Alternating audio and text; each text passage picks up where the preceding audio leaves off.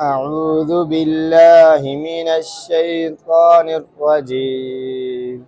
بسم الله الرحمن الرحيم.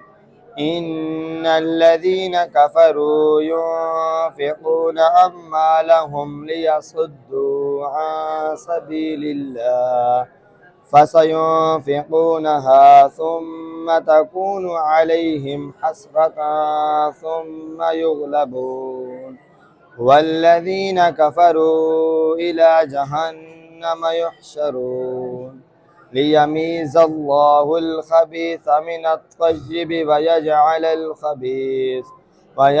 الخبيث بعضه على بعض فيركمه جميعا فيجعله في جهنم أولئك هم الخاسرون. قل للذين كفروا إن ينتهوا يغفر لهم ما قد سلف وإن يعودوا فقد مضت سنة الأولين وقاتلوهم حتى لا تكون فتنة ويكون